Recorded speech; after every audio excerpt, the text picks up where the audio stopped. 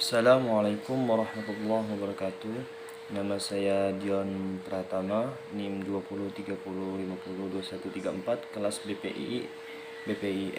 Pada kesempatan kali ini saya akan membuat video yang mana video ini adalah salah satu tugas mata kuliah saya, yang mana mata kuliah saya pada kali ini yaitu pengantar psikoterapi. Yang mana dosen pengampu saya pada kali ini yaitu Hendra Wijaya SAG MPDI. Langsung saja saya paparkan PowerPoint pada kali ini, yaitu tentang konsep dasar Gestalt mengenai kepribadian. Pendekatan konseling Gestalt berpandangan bahwa manusia dalam kehidupan selalu aktif sebagai suatu keseluruhan. Setiap individu bukan semata-mata merupakan penjumlahan dari berbagai-bagai organ-organ seperti hati, jantung, otak, dan sebagainya, melainkan merupakan suatu koordinasi semua bagian tersebut.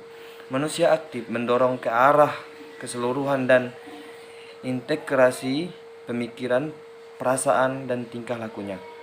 Setiap individu memiliki kemampuan untuk menerima tanggung jawab kepribadian, memiliki dorongan untuk mengembangkan kesadaran yang akan menggerakkan menuju terbentuknya integrasi atau keseluruhan pribadi.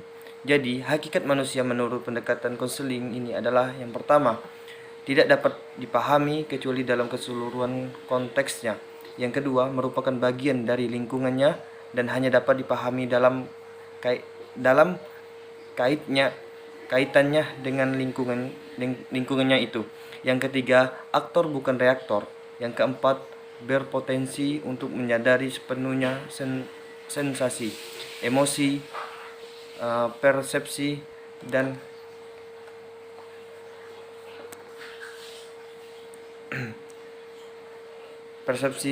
pemikirannya. Dan yang kelima, dapat memilih secara sadar dan bertanggung jawab. Dan yang terakhir, yang keenam, mampu mengatur dan mengarahkan hidupnya secara efektif. Yang kedua, unsur-unsur terapi munculnya gangguan, tujuan terapi, dan pesan terapi. Terapi Gestalt efektif khususnya dalam membantu orang dalam memadukan sifat-sifat yang berlawanan dalam dirinya. Banyak klien yang memiliki dua budaya merasa kesulitan untuk menyelaraskan aspek yang berbeda-beda dan munculnya dari dua budaya di mana ia hidup. Dalam terapi Gestalt, kalian dapat mengklarifikasikan pikiran, kepercayaan, dan mengambil makna dari pengalaman selama proses terapi. Terapi Gestalt menekankan fasilitas pada prosedur klien itu sendiri. Dalam penemuan dan pembelajaran dirinya, pengalaman proses pembelajaran diri langsung ini berdasarkan dalam kepercayaan pokok berupa aturan sendiri. Dan yang ketiga atau yang terakhir yaitu prosedur dan teknik terapi.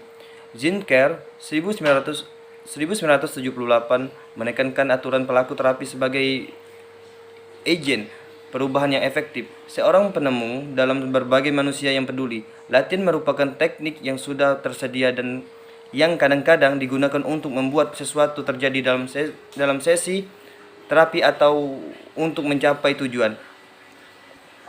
Percobaan muncul dari interaksi antara klien dan pelaku terapi. Percobaan merupakan hal pokok dalam terapi Gestalt. Zinker melihat sesi terapi merupakan serangan eksperimen sebagai rangkaian bagi klien untuk belajar dengan cara eksperimen. Percobaan Gestalt merupakan pertualangan kreatif dan sebuah jalan di mana kalian dapat mengekspresikan perilaku mereka. Miriam Polster mengatakan bahwa sebuah percobaan merupakan cara untuk mengeluarkan bentuk-bentuk konflik internal dengan membuat usaha ini sebagai sebuah proses aktual. Hal ini dimaksud untuk memfasilitasi kemampuan klien untuk bekerja melalui masalah-masalah yang menempel dalam hidupnya. Demikian itu saja PowerPoint yang dapat saya paparkan. Apabila banyak kata-kata yang salah atau kekurangan dari penyampaian maupun dari materi yang saya sampaikan, saya mohon maaf.